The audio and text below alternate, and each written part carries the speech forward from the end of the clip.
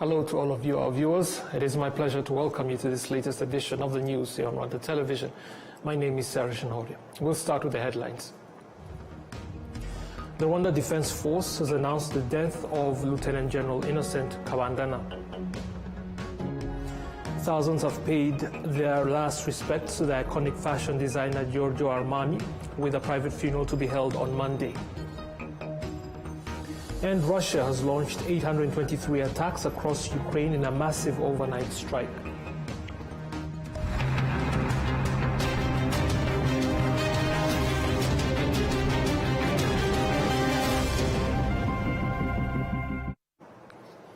We begin this edition with the sad news of the death of Lieutenant General Innocent Kabandana, who held various responsibilities in the Rwanda Defense Force and passed away on Sunday. A statement released by the RDF announced that Lieutenant General Kabandana died on Sunday morning at the Rwanda Military Hospital, where he had been receiving treatment.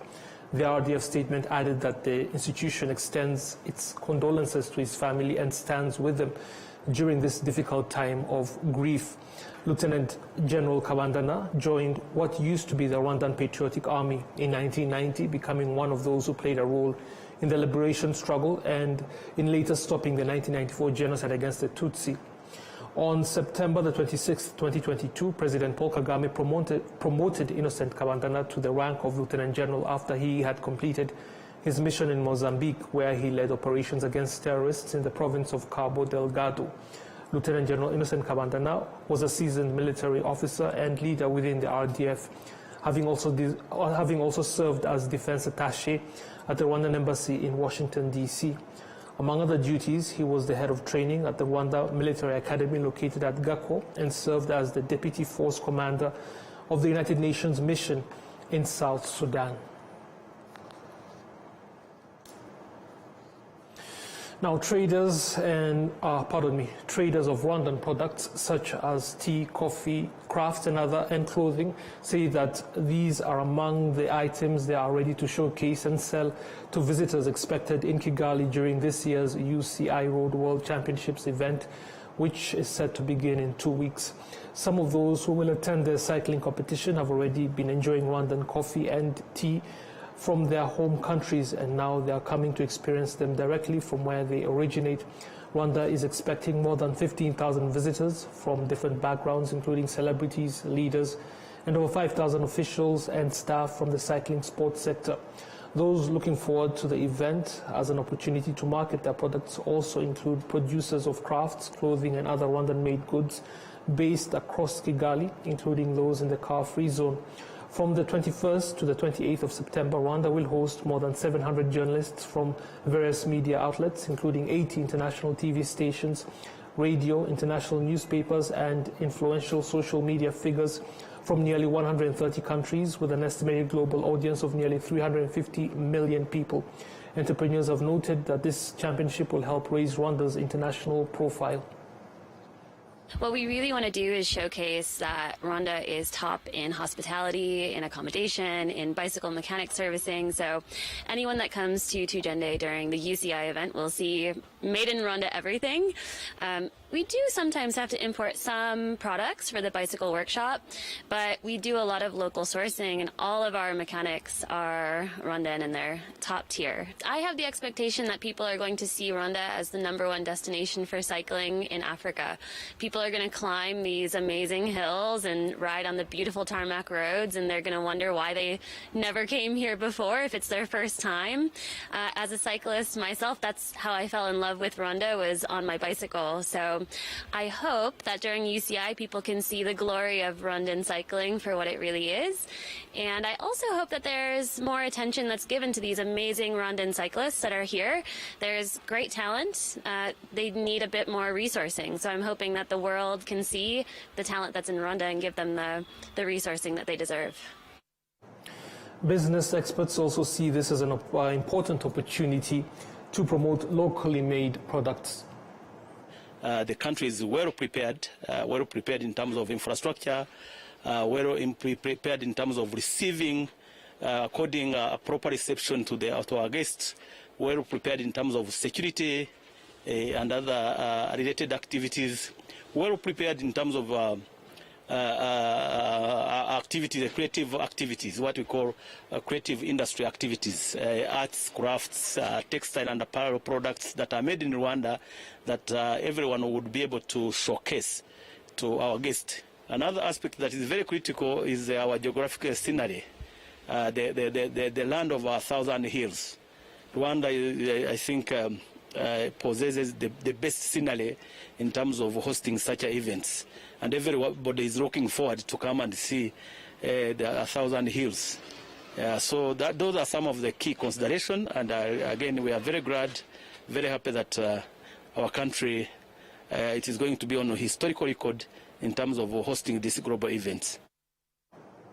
This championship, which will gather over 1,000 participants, marks the first time in the 103-year history of this sport that it will be held on the African continent. It is also here in Rwanda that a new category for women under the age of 23 will also be introduced for the first time.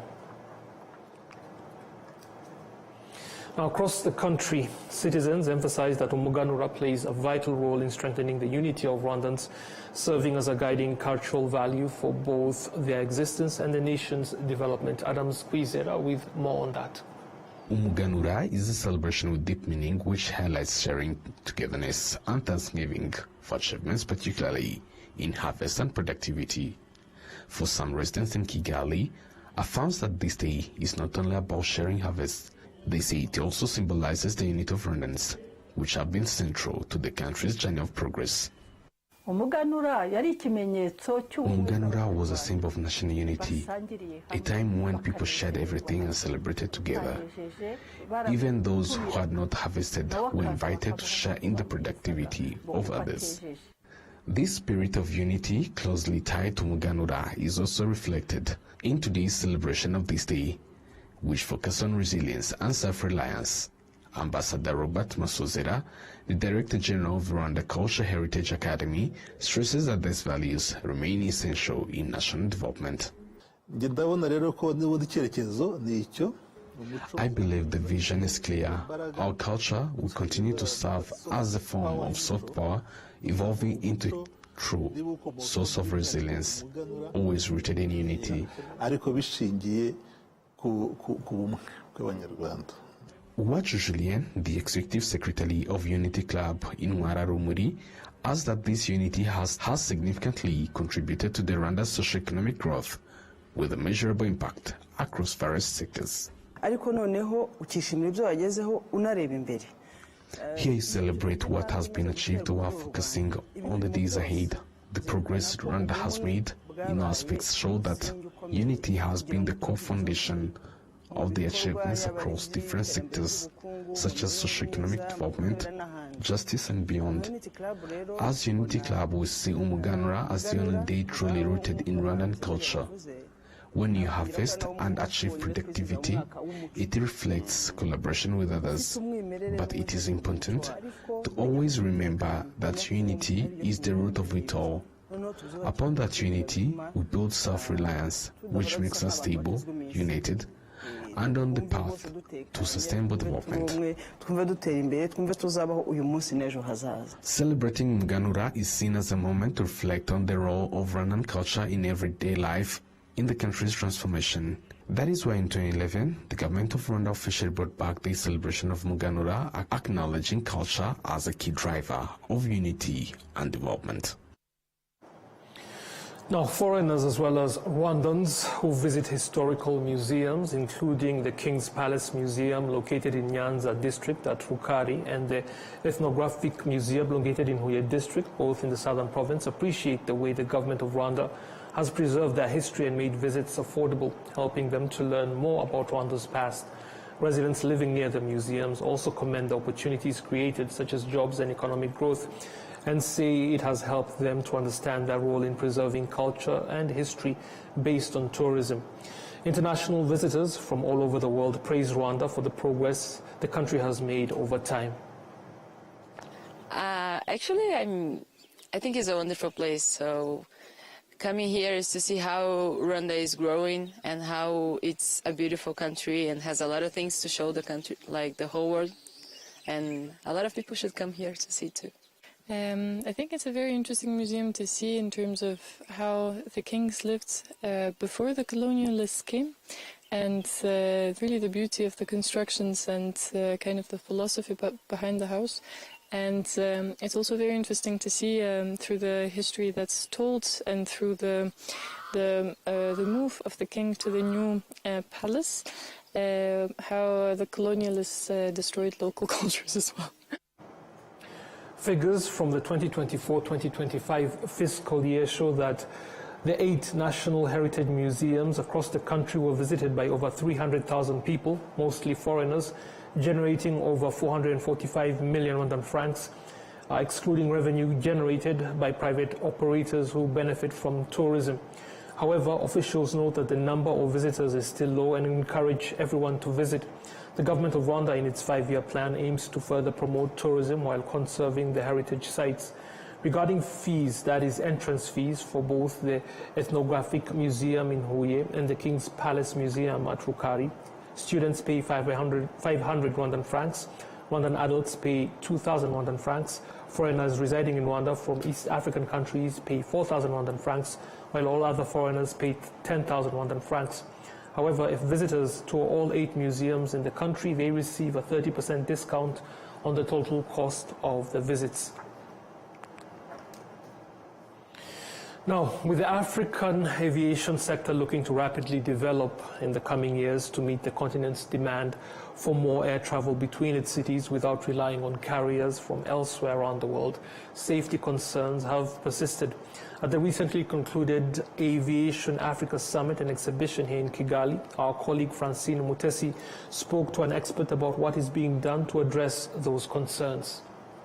Safety oversight, as we just spoke about it, we specifically talked about the Abuja safety targets, which were, targets that were set in 2012, and that is when the ministers of civil aviation came together after realizing that there was a serious gap in terms of safety and, of course, alignment with the ICAO international standards. So they set standards, that was in 2012, they set rather targets, that was in 2012. And, as we were talking about it, we are looking almost, that's 13 years down the road, and we still have challenges when it comes to actually achieving those targets. So one of the things that we've been discussing is how then can we be able to bridge that gap? How are we able to sit down as Africa together to see how best we can? And those are some of the discussions that we've been having. So one of the aspects, of course, we spoke about, we have the African Civil Aviation Commission, which is responsible for the monitoring of the implementation of the Abuja safety targets. And they have done an excellent job. Because last year, that is 2024, when they came up with the revised Abuja safety targets, of course, as you can imagine, 2012 and 2024, a lot had changed. Aviation is a very dynamic industry, so a lot had changed, so they had to revise them. And while revising this, they did a lot of stock taking, identifying the key challenges that were actually hindering states from being able to implement but also to achieve some of these targets. And they have given us a very good framework at continental level. So it's up to us as a state now to use that framework because it highlights the challenges that states have in achieving these targets. They also highlight some of the mitigation measures that states can then take on board to be able to achieve these targets. Now, at a regional level, we as CASOA, which is a regional safety oversight organization, to assist states, we are saying, can we take this continental model, domesticate it at regional level? In other words, let me give you an example. Some of the challenges that we saw were, for example, having a challenge of having the appropriate regulatory frameworks to be able to actually achieve some of those targets, because it's very critical.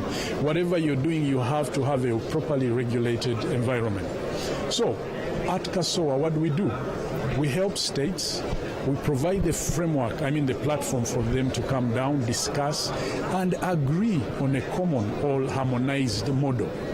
So we come up with model regional civil aviation regulations across all areas of civil aviation. So if we have that, it's easy then to be able to promulgate them at state level. So what we do, once we have developed these regional civil aviation regulations, we then transmit them to states for promulgation.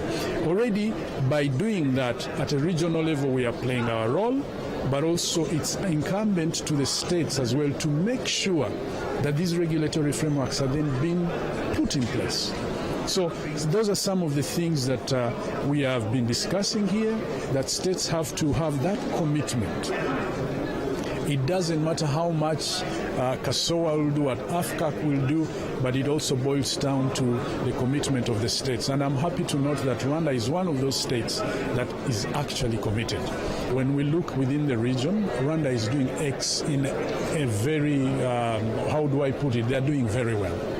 We are doing very well because in terms of the effective implementation of the ICAO standards, Rwanda, when it comes to safety, we already have Rwanda scored 78%, which is quite good. It's already above the 2024 target that has been set at ICAO, that has been set at a regional level, continental level. So Rwanda is doing well. When it comes to aviation security, Rwanda has surpassed even the 2030 target, because the 2030 target is 75 for aviation safety, and Rwanda has already scored more than 88%.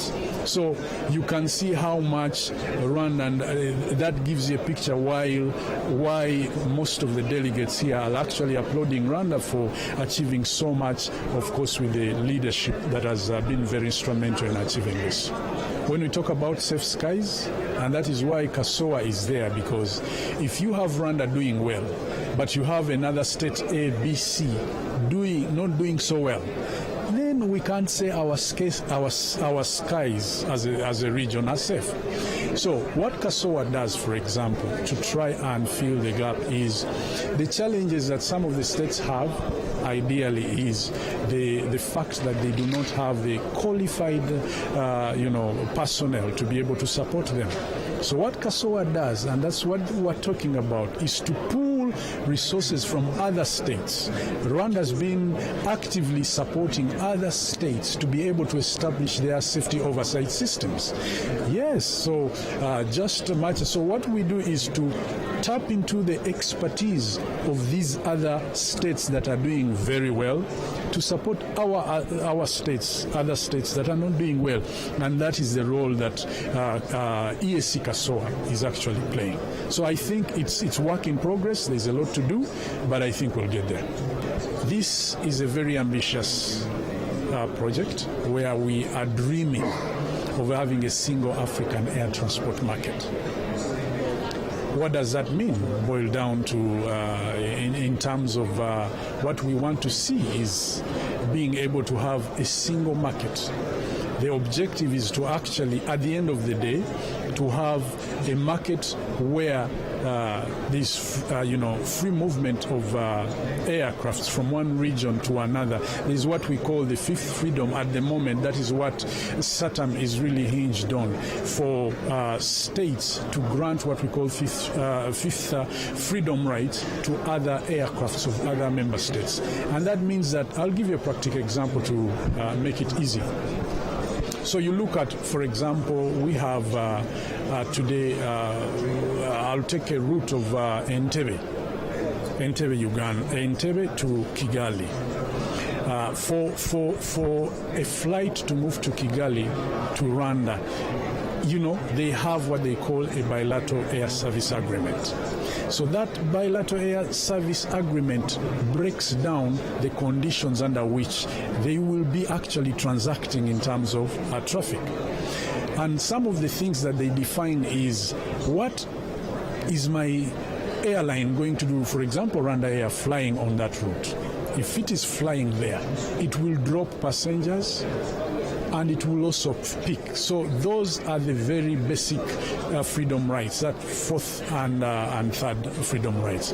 But for the fifth one, which is what we need, is, for example, to reach a point where we have all states within Africa, granting what we call the fifth freedom right, where an airline of a state from A can go to B, drop passengers, pick passengers, and take them to another country without coming back to this country. So that way we'll have so many what we call city pairs, and they will. What this enables actually is also to bring in competition, where you'll find that airfares will be reduced. So basically, what we envisage in Africa is intra-domestic travel, where Africans can move, freely from one country to another at very low costs. It's already been achieved in some parts of the region. We have what we call, let me use actually the example of Europe. It's been done. When you look at Europe, I can move from Germany to Spain without necessarily, a lot of factors actually playing when we're talking about Saturn. I've talked about the fifth freedom right, but there is also an element of capacity where airlines are free based on are free to go to any state, pick up travelers without necessarily having to go through a lot of obstacles which currently are hindering the entire air transport system. Yeah. So it's been achieved. It's been achieved in Europe, and when we come to Africa, we have there are states in what we call the BAG states. That's the Banjul Accord Group. It's a group of about 6-7 states, and they have been able to achieve this, and we want to replicate it here in East Africa. When we talk about SATAM, we are looking at targeting regions, region by region. Hopefully, eventually, it will then culminate into the overall continent. But for now, as the East African community, we are pursuing that. We are talking about air transport liberalization to be able to have Rwanda fly to Arusha, fly to Dakar, or rather Dar es Salaam, or go to Nairobi, as long as the business case permits. And then also, because there is that reciprocity, it means that even airlines within Tanzania can do that. So what do you expect when we have 2-3 airlines competing on Arusha route, and not only Rwanda Air? We'll have lower prices of airfares, and that will move a long way really to increase both volume. It will increase tourism, it will increase trade, so the impact is huge really. Let's take a break, and then we'll be back shortly with international news. Stay with us.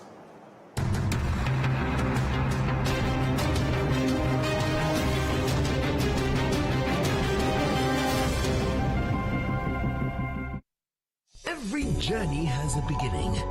From nature comes refreshing fruity goodness that keeps you going every day. With every pack complementing life's best moments. Not one, not two, but 5 different fruity flavors. And this journey keeps giving. Introducing Inyange's new fruity juice flavors, guava and cocktail. Now available at your nearest shop. Always ask for Inyange. Nyiri muto arababwiraga data bati ntabwo agira umukamo mwinshi utunze inka imwe, ariko nigeze acika intege. Mama akinjira mu bucuruzi hari abamubwiraga bati ntabwo watera imbere udakorera mu iduka rigezweho, ariko ntibyamusubije inyuma, yakoranaga umwete. Njya muri kaminuza hari abanshidikanyagaho bavuga ko nashobora kaminuza naturuka mu muryango wifashisha, ariko byaragiye nanditse amateka mashya. Igihe cyo gutera ishema umuryango wanjye kigeze, bamwe bakomeje kumbwira bati ntabwo watera umuryango wawe ibyishimo n'ishema, ariko narabishoboye. Hari abakekaga ko nasigira umurage ukomeye abankomokaho, ariko ubu mfite uruganda rutunganya amata. Banki ya Kigali yabaye umufatanyabikorwa wanjye mu rugendo rwose, inzozi zanjye ziba impamo. Bigereho.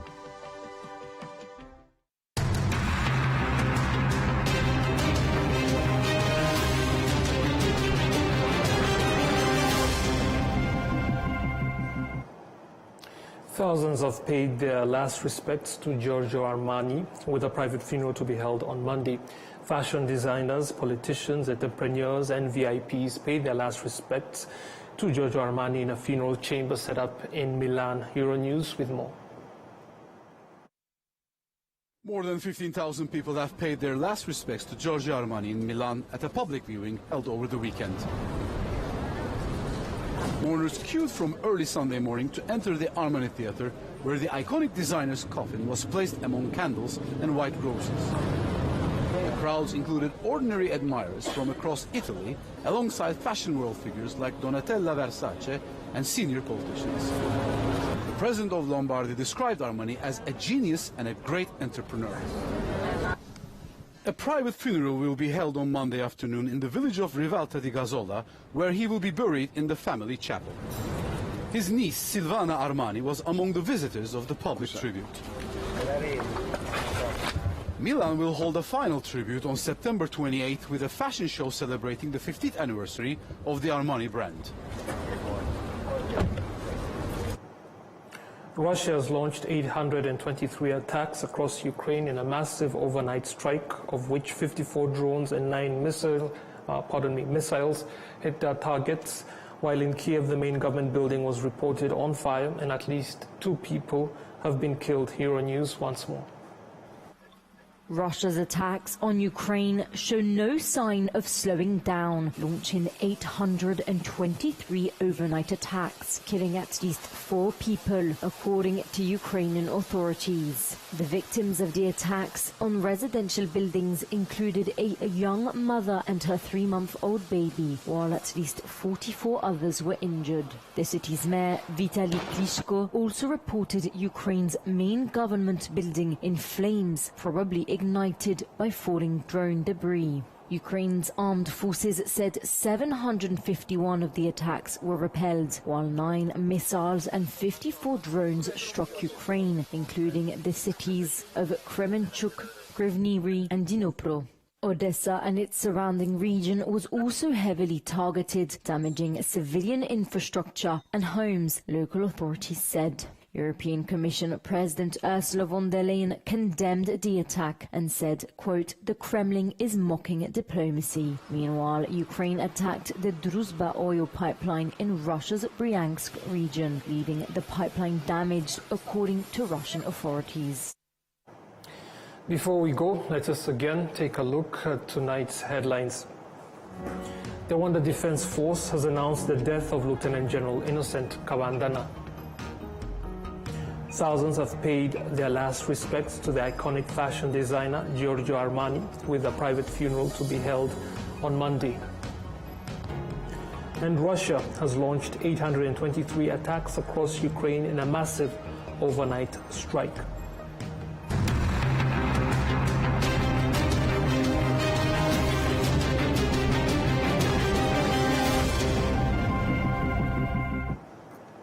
I wish you all the best as we begin a new week. Join Olive Nete for the next edition, and then Martina Vera after that. I'll be seeing you soon again. Goodbye.